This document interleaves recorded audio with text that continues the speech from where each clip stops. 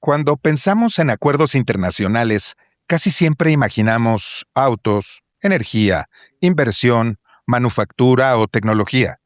Pero hay un capítulo menos obvio y profundamente político, el de los productos agroalimentarios, el vino y las bebidas espirituosas. Una botella no es solo una mercancía. Una botella puede ser identidad, territorio, prestigio, regulación, diplomacia cultural y acceso a mercados. Por eso el Acuerdo México-Unión Europea también puede leerse desde la enodiplomacia. Y para eso vamos a platicar hoy con un par de expertos. Loreana Sofía Durán Torres, que es internacionalista, investigadora, docente y consultora especializada en la relación entre vino, relaciones internacionales, diplomacia cultural, poder blando, comercio internacional y gobernanza territorial. Ella cuenta con una formación especializada en vino, bebidas y política pública, además de ser sommelier y contar con múltiples certificaciones en vinos. Y nos ha propuesto, desde su trinchera de la enodiplomacia, abordar este tema aquí en Código Vino. Y por lo mismo, invitamos también a nuestro queridísimo amigo René Palacios, internacionalista, experto en temas con la Unión Europea, conductor de televisión y podcaster de varias emisiones con frecuencia cero, incluido Más allá de las fronteras y, por supuesto, Imposible estar de acuerdo. Les doy la bienvenida, vamos a nuestra entrada institucional y en breve comenzamos.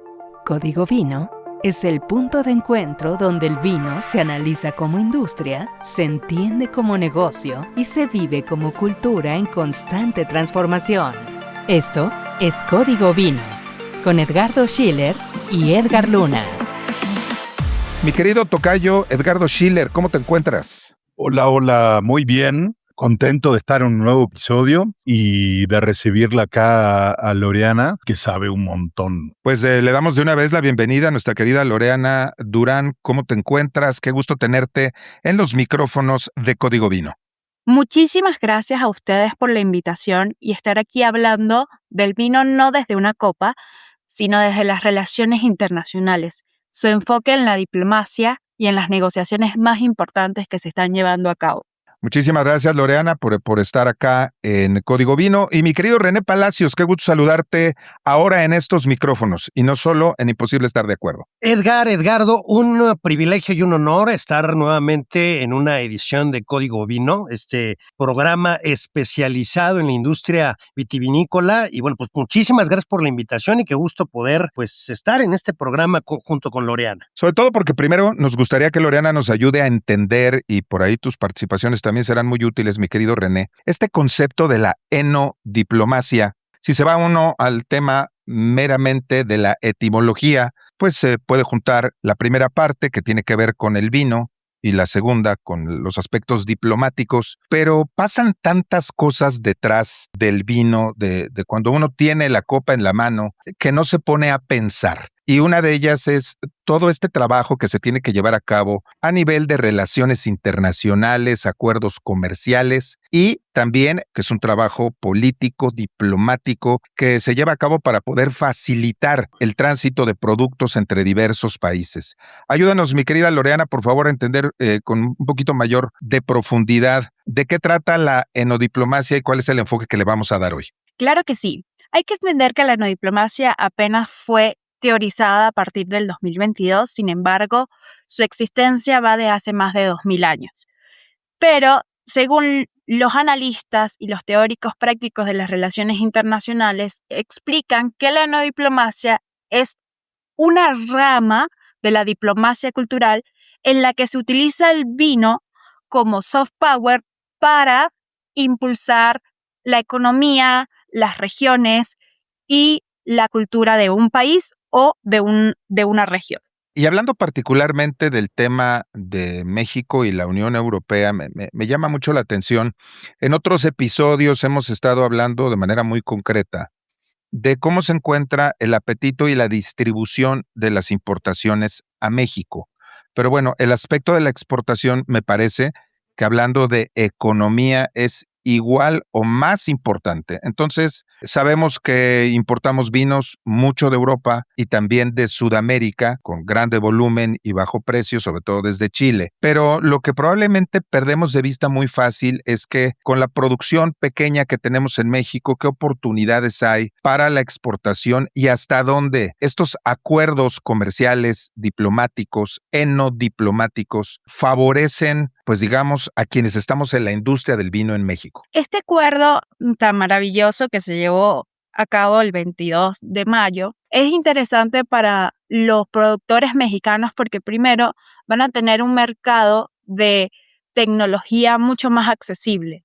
También, por ejemplo, todo lo que es tonelería, máquinas, que la mayoría vienen de Europa, van a venir con un precio menor por los aranceles. Pero también hay un enfoque novedoso. Hay que hablar del mercado de nostalgia que hay muchos mexicanos en el mundo y que prueban o quieren este vino mexicano para recordarse a su tierra. Y esta es una gran oportunidad porque los aranceles, a partir del 22 de mayo, que fue el mes pasado, van a tener arancel cero. Es decir, no van a pagar impuestos para la importación en el caso de Europa o la exportación. Sin embargo, en el caso de México sí van a seguir pagando el IEPS, porque eso es importante explicarlo. Muchas personas piensan que ya los vinos europeos no van a pagar ningún tipo de impuesto, pero no van a pagar impuestos a la importación, pero sí al IEPS.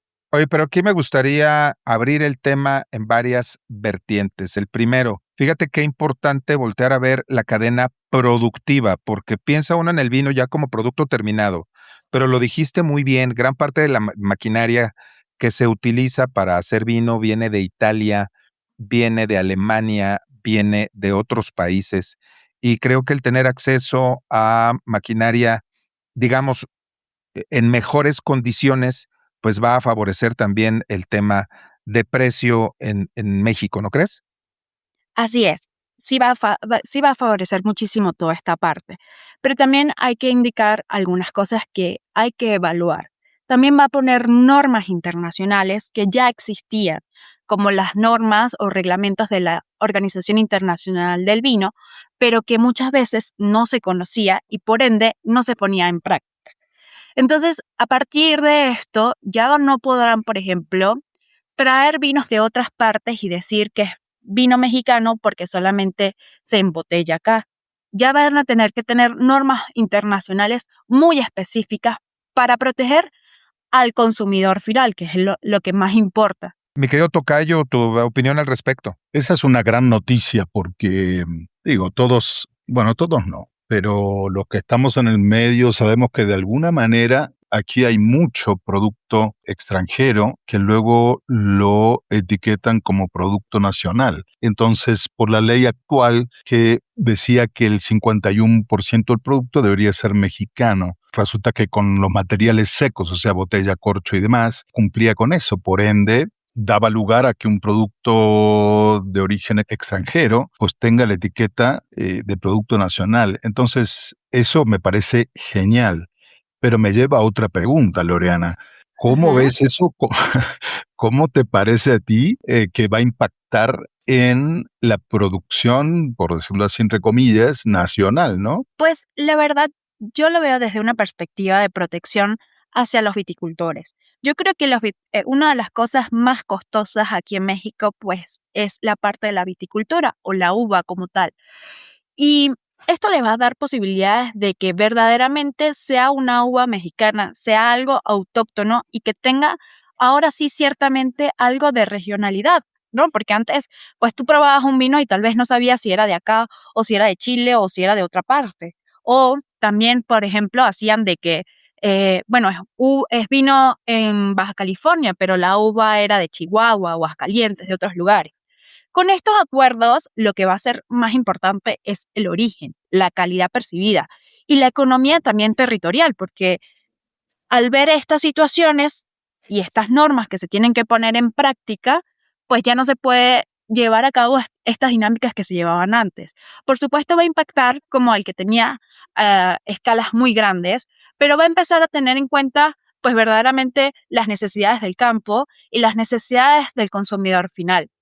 Oye, y hablando de necesidades del campo, mi querido René, con la experiencia que tú tienes haciendo análisis político, ¿cómo ves esto en inserción al escenario general del agro en México? Bueno, yo creo que es parte de los esfuerzos que se hacen de manera lógica para mejorar la productividad y aumentar los mercados de destino, aumentar la producción. Quisiera yo remitirme al planteamiento original de Loreana en el sentido de que la enodiplomacia es parte de un concepto bastante discutido en el ámbito de las relaciones internacionales, que es el de el poder suave o poder blando, el soft power. Es una, digamos, una expresión que desarrolló un académico de la Universidad de Harvard que se llama Joseph Nye y que tiene que ver con el hecho de que, bueno, pues todos entendemos que entre naciones pues hay un poder duro y ya nos podemos imaginar como de qué va el poder duro, ¿no? De ejércitos, ¿no? Capacidad de coerción, presiones, ¿no? En una de esas de pronto algún país interviene subrepticiamente en otro y se roba al presidente, lo secuestra y pues se lo lleva a su territorio y lo juzga por narcotraficante, por hacer una alusión al caso de Nicolás Maduro, o bien se pone a repartir aranceles a lo loco. Eso es poder duro, ¿no? Torcerte la mano y obligarte a hacer lo que a mí se me pega la gana o obligarte a contribuir a favorecer mis intereses.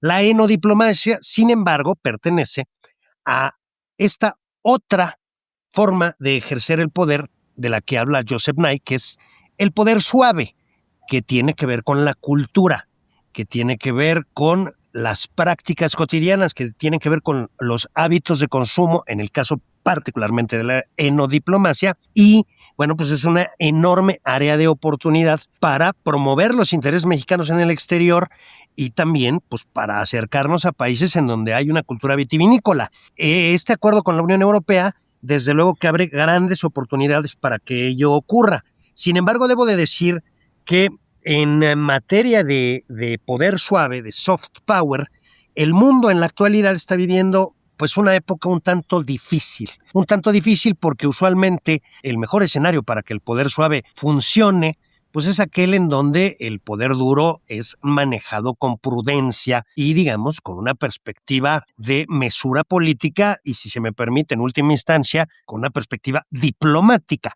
Desafortunadamente, en esta época, pues no estamos transitando por esa situación y estos esfuerzos que dentro del vino se pueden hacer, pues se verán limitados justamente por los imperativos que la coyuntura impone. La enodiplomacia en el contexto político actual que domina prácticamente el mundo, lo cual no obsta para que pues, haya enormes oportunidades que recorrer en lo que tiene que ver con la utilización del vino, su comercio, su producción, su consumo, para acercar a los pueblos, para abrir mercados y eventualmente para mejorar la economía de todos los que participan en toda esta dinámica, ¿no? En el mismo tenor de lo que estás comentando, y solamente para cerrar allí con una idea complementaria, entiendo que más allá de estos roces que hubo en años anteriores y que lamentablemente pues, el gobierno actual de México generó tensión con países productores de vino como España, debido a esta insensatez de solicitar disculpas por eventos de hace 500 años. Cuando el mismo gobierno dice que hay que olvidarse de lo que pasó hace 2 o hace 3 cuando defiende a los suyos. Quisiera preguntar, René Loreana, si estas tensiones eventualmente pudieran afectar todo esto positivo que vemos del acuerdo México-Unión Europea. Y sé que hablando de Unión Europea, no estamos hablando de un país en lo específico, sino de la representación de los países que forman parte de esta unión. Sin embargo, siendo España parte del acuerdo, me pregunto si pudiéramos hablar rápidamente de algún escenario de riesgo que pudiéramos ver que esté afectando este positivo acuerdo en el tenor de otras circunstancias políticas entre México y países de la Unión Europea. Me gustaría no hablar específicamente de esto, pero sí poner un ejemplo de Europa y Estados Unidos. Estados Unidos, justamente Donald Trump colocó impuestos sobre la champán y sobre todo los vinos europeos. Y eso ha afectado muchísimo el mercado internacional Y eso también podría llevarse aquí en México, a pesar de que cuando se firma un acuerdo de esta magnitud, es prácticamente va a la par de la Constitución mexicana, eh, pues podría cambiar la política, porque de eso se trata también, ¿no? Que la política puede ser, tanto la neodiplomacia, como decía René, puede ser utilizada como poder blando, también puede ser utilizada como mecanismo de coerción para lograr algún interés. Y eso podría suceder acá en el caso de los vinos españoles, cabe destacar que es el mercado más grande y más consumido en México después del vino mexicano. Me parece que hay una línea muy delgada entre entes participantes, y entiendo que la enodiplomacia pues es un tema en el que las relaciones internacionales, o lo que conocemos en México como relaciones exteriores, manda, pero veo ahí de primos hermanos pues a dos entidades gubernamentales. Por un lado, en México, la Secretaría de Economía; por el otro lado, en México, la SADER, que se encarga de los temas de agricultura. Y la pregunta es muy concreta. ¿Hay una participación, un esfuerzo, digamos, interdisciplinario o interinstitucional para apoyar estas iniciativas? ¿Quiénes son los actores desde el punto de vista institucional que participan desde el lado de México en estos acuerdos de la enodiplomacia? Claro que sí. Yo podría decirte, enfocado a nivel internacional, y eso fue una de mis áreas de experticia, es que la enodiplomacia es multiactoral.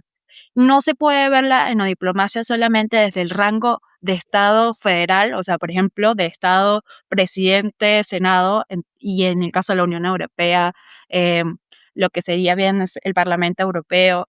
No, la enodiplomacia yo la veo desde la perspectiva, desde la más supra, que vendría siendo la Organización Internacional del Vino, hasta lo más interno, que vendría siendo hasta un OXXO, porque dentro de un OXXO puedes vender un vino español y la persona que te vende en el OXXO va a explicarte de dónde viene y cuáles son los beneficios que va a tener o no ese vino.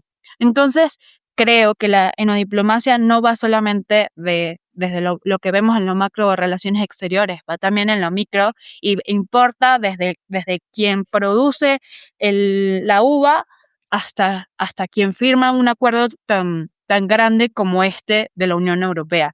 Y por supuesto, allí entran no solamente temas de agricultura, entra también el Ministerio de Salud o las aduanas, entre otros.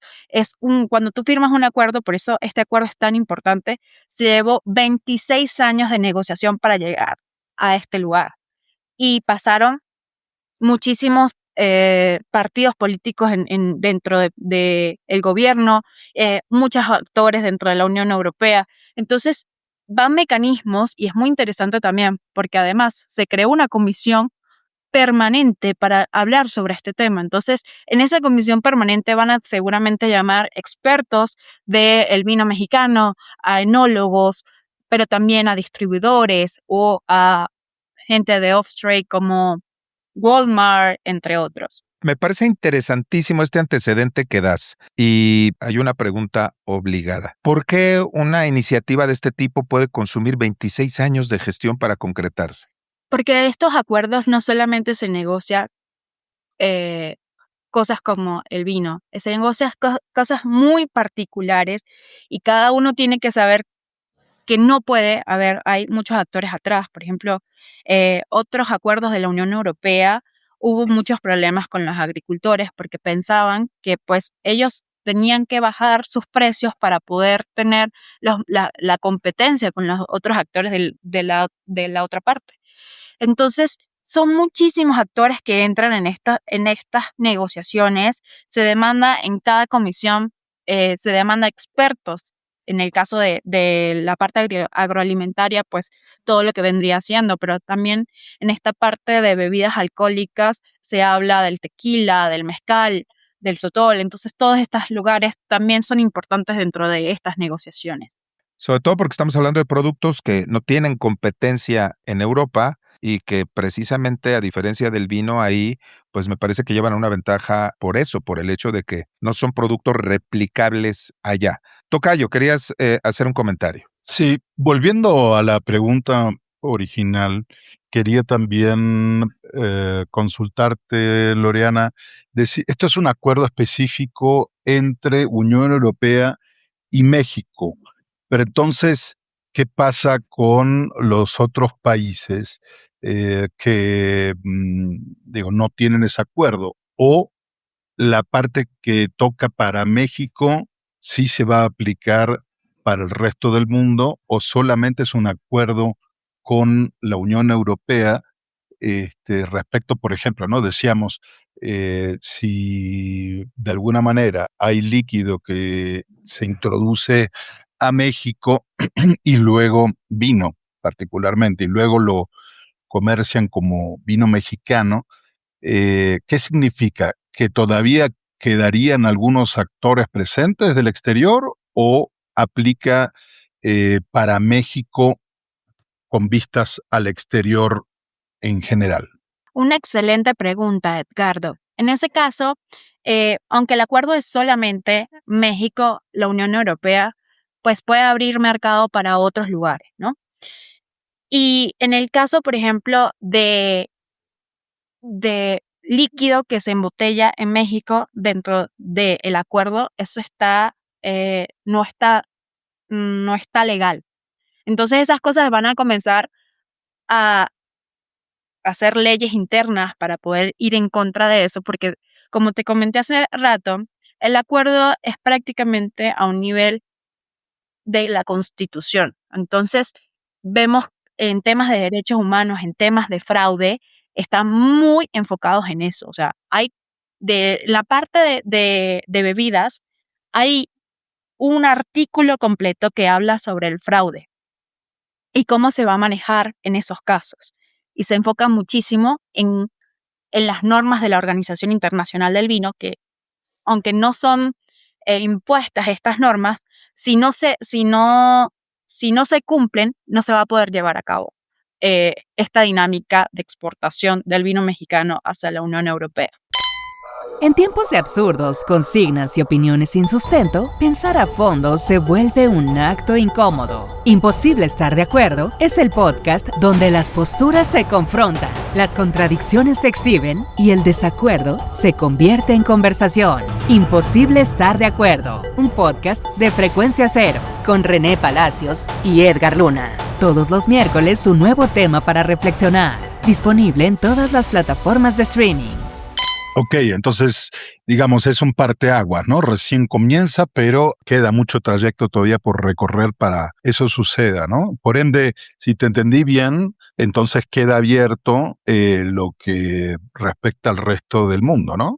Sí, casi siempre cuando se hacen estos acuerdos es un precedente para otras negociaciones a nivel internacional. ¿Y ves en el escenario del inmediato algún interés, algún apetito en México de aprovechar esta experiencia y poder hacer también algo con países como Chile, como Argentina? Esa se la dejo a René, que quería comentarnos algo y creo que su aportación en estos momentos es maravillosa. Te agradezco mucho, Loreana. Le iba yo a complementar la inquietud pues de Edgardo en el sentido de estas condiciones, si son válidas o qué debemos entender de las condiciones otorgadas por el acuerdo. En materia comercial son válidas para los 27 miembros de la Unión Europea. Digamos que la Unión Europea es un OVNI, objeto político no identificado, porque ciertamente no hay uno similar a nivel mundial. En realidad es una organización internacional, pero al mismo tiempo es un proceso de integración económica y al mismo tiempo un proceso de integración política y al mismo tiempo una entidad supranacional. En fin, son muchas cosas la Unión Europea al punto de que pues no tiene un par. Lo que es un hecho es que cuando hay un acuerdo, digamos, de libre comercio, pues entonces los términos de ese acuerdo son válidos para los 27 miembros actuales. Ya luego habrá que hacer un acuerdo con el Reino Unido, la Gran Bretaña, Irlanda del Norte, porque sabemos que a raíz del Brexit abandonó pues este esquema de integración económica. Evidentemente constituye un precedente importante y además, dada la coyuntura actual a la que ya me había referido con anterioridad, hay que decir que no es el primer esfuerzo de un instrumento internacional de libre comercio que se hace entre México y la Unión Europea, sino que se da una circunstancia particular. Por una cuestión de fatalismo geográfico y de lógica económica, nuestro país se ha decantado por el máximo aprovechamiento del Tratado de Libre Comercio de América del Norte, que así se denominó hasta la llegada de Donald Trump al poder en su primera administración, y después en el TEMEC. Y digo por el fatalismo geográfico que implica que México es frontera con el mercado más grande del mundo, o si no el más grande, el segundo más grande del mundo. De suerte tal que, bueno, México, gracias a ese acuerdo, pues exporta $1,000 millones al día. Ahora, con estas diferencias y esta feria de aranceles que caen como confeti y amenazas y tal, pues se abre la oportunidad de que este instrumento de libre comercio y otros que existen con la Unión Europea y han existido durante años y que han sido subutilizados, comiencen a utilizarse más. Ocurría antes que los productores mexicanos, no me refiero de vino, sino en general, no aprovechaban los acuerdos existentes con la Unión Europea porque les bastaba con el mercado enorme que tenían al norte de sus fronteras, es decir, el mercado de América del Norte, Estados Unidos y Canadá. Ahora, con la nueva circunstancia que exige diversificación de mercados, pues es una estupenda oportunidad para fortalecer, para ampliar los vínculos comerciales, en este caso con Europa, me refiero a los 27 países integrantes de la Unión Europea, y una de las áreas, desde luego, que es el vino, aunado a lo que podemos llamar enodiplomacia, que es vincularnos como países amantes del vino, con una cultura del vino, que es parte de lo que podríamos decir es un lubricante diplomático. A partir de esas cercanías, va siendo más fácil acercarte en otras áreas. Y esto vale para todos los temas que nos podamos imaginar, ¿no? Que es de lo que habla justamente Joseph Nye al hablar de poder blando o soft power.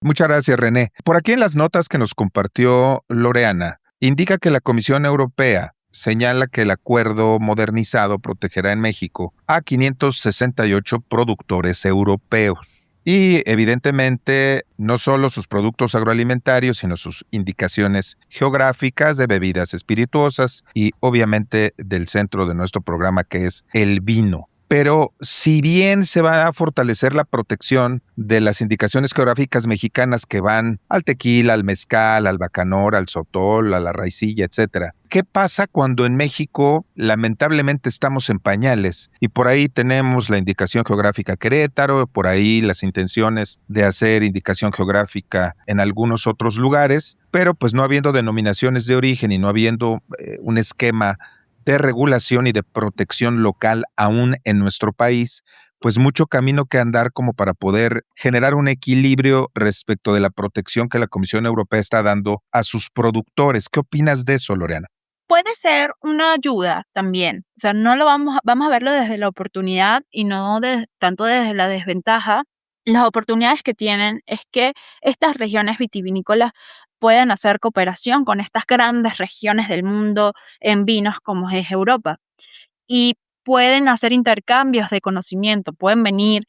Hace poco estuvieron grandes profesores míos del Instituto Agro Montpellier, que es uno de los institutos más importantes del vino, el que se creó el Porta Injerto, vinieron justamente a buscar esa dinámica, a conocer cómo era el vino en México y hablar tanto con las empresas como con la indicación geográfica protegida de Querétaro para pues, hacer intercambio tanto de científico como también de nuevas formas, porque hay que entender que, por ejemplo, en el caso de Querétaro, se vendimia mucho antes porque la lluvia cae justo cuando es el momento más importante.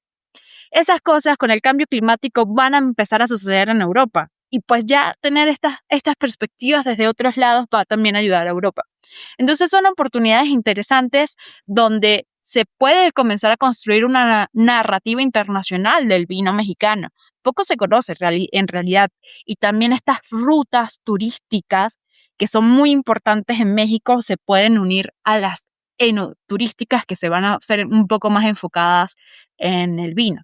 Sí, a mí me parece que precisamente este enfoque que le das es el que debemos adoptar, con el que nos debemos de casar. Tenemos tanto que aprender, tanto por desarrollar y sobre todo efectivamente ese posicionamiento del vino mexicano, no como un producto solamente boutique o de ocasión, sino con una, como tú dices, expresión propia, una identidad, y que eso también pues promueva a los amantes del vino en todo el mundo a querer venir a México, conocerlo, hacer el enoturismo que tanta derrama económica nos puede dejar, y bueno, sobre todo impulsar una industria, la del vino, que tiene tantas oportunidades frente a un mercado que está cambiando todos los días. Y hay que destacar también el poder económico y de empleo que puede generar esta industria. Es la segunda industria, según el INEGI, en el tema agroalimentario que genera más empleos. Ahora, si lo vamos a unir con el tema de turismo, con otras dinámicas de la gastronomía, que ya está siendo reconocida a nivel internacional, la gastronomía mexicana, pues es un potencial muy grande para la industria vitivinícola, que poco se ponen en eso. Creo que y también para entrar a nuevos mercados, porque poco se exporta. Yo creo que solamente un 7%, según las últimas encuestas de la Comisión Nacional de Exportación, es que se exporta vino mexicano. Entonces, si hay un potencial tan grande, se entiende que no hay tanta producción, pero hay hectáreas en México para poder producir. Entonces, comienza una nueva etapa, comienza algo muy interesante para el vino mexicano y que se tiene que ver desde esa forma. Comienza a verse que hay otros mercados que no solamente el nacional es importante y que si no hay exportación, poco se puede mantener a nivel internacional cualquier industria. Habla de unas oportunidades interesantes y que hay que tomarlo en cuenta. Sin duda es así. Mi querido tocayo. Quería preguntarte, Loriana, ¿cómo ves la relación de las embajadas propiamente y qué están haciendo? Yo sé, por ejemplo, del lado de Argentina, que tiene una misión muy clara, pero cuéntanos un poquito, porque obviamente los tres países más importantes y los primeros en exportación, Francia, Italia y España, sí tienen mucha presencia, hacen muchas cosas, pero ¿qué opinas de las demás, no? Que por ahí no tienen ese volumen de exportación como tal, y de vino específicamente. ¿Cómo las ves? ¿Qué están haciendo? Bueno, vamos a hablar desde los 27 países de la Unión Europea, por supuesto, los más importantes y los que tienen mucho más presencia acá, porque tanto en mercado como en marketing es, por supuesto, España, con grandes denominaciones de origen como Rioja, Ribera del Duero y de blancos Rías Baixas o Cava, pero también hablemos de Francia, con todo lo que hace la Embajada de Francia, Portugal, Italia, con Gambero Rosso, que hace poco estuvieron acá, pero hay que hablar también de las embajadas mexicanas. Lamentablemente, desde que se dejó a un lado ProMéxico, desde el último fue Peña Nieto, quien tenía ProMéxico, ya a partir de López Obrador, se cerró ProMéxico, ha disminuido muchísimo a nivel internacional esta promoción de cualquier producto mexicano, incluyendo el turismo. Creo que es una gran oportunidad. Y lamentablemente yo en Venezuela, como un dato curioso, yo trabajaba en la delegación de la Unión Europea en Venezuela, y en una del Día de la Independencia de México me invitaron, y por supuesto había tequila, pero estaban dando vino chileno. Y me pareció curioso porque México producía vino. Entonces, por ejemplo, Suiza obligó a todas sus embajadas en todas sus dinámicas, bien sea recepciones, entre otros, siempre tiene que haber vino de Suiza y de ningún otro lado. Esas son cosas que también tenemos que tomar en cuenta y que tal vez las embajadas, pues sé que a veces tienen poco presupuesto, etcétera, pero pues hacer unión tal vez con empresarios acá, etcétera, para poder promocionar el vino mexicano a nivel internacional. Sí, me parece una buena oportunidad, siendo de aquí para allá, ¿no? Y como decías, obviamente las grandes, bueno, los países, los primeros productores, son quienes más hacen. Es cierto que en el caso de Portugal están trabajando muy bien aquí, con mucha, mucha fuerza. Pero sí, hay otros países que no los veo tanto, ¿no? Entonces, ojalá y se pueda. Y aparte me parece bien lo que dices, ¿no? Al fin y al cabo, las embajadas mexicanas fuera deberían tener como bandera, ¿no? El vino mexicano también. Ahora, hablando de actores y de participación, yo quisiera preguntarte también para todos aquellos que nos escuchen, se dediquen a la producción, comercialización, distribución, divulgación del vino, ¿cómo poder participar, digamos, en estas acciones? Bien hablabas de que el trabajo interdisciplinario, pues es obvio por todos los ángulos que tiene una industria como la del vino, pero vaya, ¿cómo llegas tú? ¿Cómo te vuelves una experta en este tema? Es interesantísimo entender porque, vaya, mi tocayo y yo conocemos todo tipo de participantes en la industria, desde quienes están en el campo hasta quienes están en la comercialización y todo lo que queda en medio, pero es la primera vez que encontramos un especialista como tú en estos temas. ¿Cómo se llega a esto, Loreana? Primero se llega por pasión. Segundo, es muy interesante, voy a darles un pequeño breve historia de mi vida. Yo llegué al vino en realidad porque siempre había trabajado con comercio en embajadas. Estuve, como les comenté, en la delegación de la Unión Europea, luego estuve en secretarías de temas de seguridad en Venezuela y antidrogas, pero ahí también me enfocaba mucho en lo que era la política pública del alcoholismo. Y yo siempre veía que, por ejemplo, en las embajadas, bueno, en ese caso de Europa, siempre tenían vino europeo. Y yo dije, tiene que haber alguna relación. Y justo hablando con un gran amigo que fue embajador en Naciones Unidas, me decía, es que los militares dejan su vida por su país, pero nosotros los diplomáticos dejamos nuestro hígado por el país. Entonces siempre ahí entendí que hay una relación muy importante y empecé a estudiarla y entenderla y a teorizarla, porque verla y en temas de ciencias sociales, pues a veces tenemos el problema ahí, pero no se ha estudiado.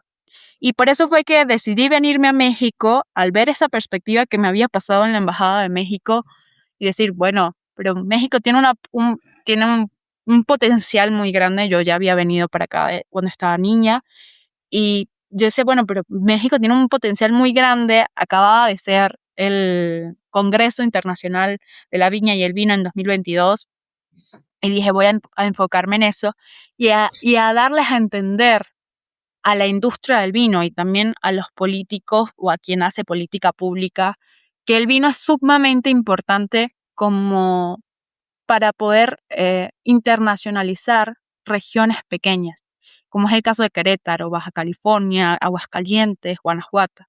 Puede ayudar a mejorar la economía, a mejorar la seguridad y entre otros miles de beneficios que tiene, pues impulsar esta industria. Muy bien, creo que ha quedado muy claro el rol de la enodiplomacia, la cantidad de trabajo que representa, el hecho de que, como tú bien lo dices, surge de pasión y de un trabajo que sin duda no es de las cosas vistosas en el vino, pero que se requiere y que sin duda va a traer cosas muy positivas para la industria en general en México y para todos sus participantes. Para comentarios de cierre, inicio con mi querido René. Bueno, yo añadiría que aquí podríamos abordar otro terminajo medio extraño, que es el de paradiplomacia, y que tiene que ver con la diplomacia que ejercen aquellas entidades a las que no oficialmente o nominalmente no les corresponde justamente ejercer la diplomacia. Es la diplomacia que ejercen, por ejemplo, entidades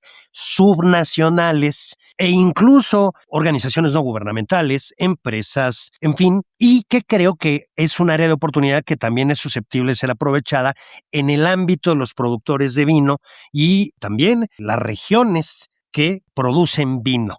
Al margen de los esfuerzos que puedan hacer o no hacer quienes están vinculados con el gobierno federal, lo mencionaba Loreana con el asunto de ProMéxico, que prácticamente quedó completamente destruido, pues ya no existe más ProMéxico. Bueno, lo cierto es que sí se pueden hacer esfuerzos desde un nivel subnacional. Y de pronto se me ocurre la existencia de una delegación de la provincia de Quebec en México. Existe, evidentemente, no tiene estatus de embajada ni mucho menos. Evidentemente tuvo que haber un acuerdo con el gobierno federal canadiense para que esta delegación de la provincia quebecois existiese en México para promover los intereses de Quebec en nuestro país. Y del mismo modo existen este tipo de iniciativas de otras regiones, de otras, entidades subnacionales. Y esto podría ocurrir con regiones productoras de vino.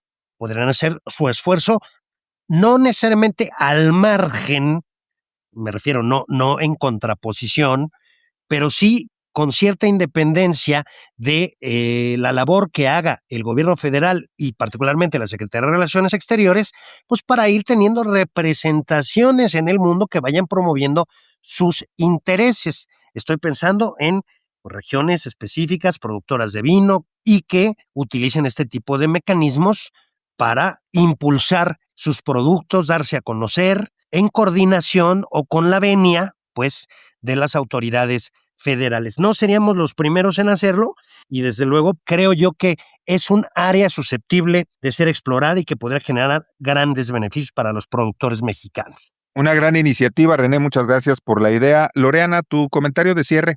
Yo creo que mi comentario de cierre va más a que México no necesita copiar el relato europeo. En todos los sentidos, no necesita hacer festivales de paella y vino, sino necesita narrar su propio territorio.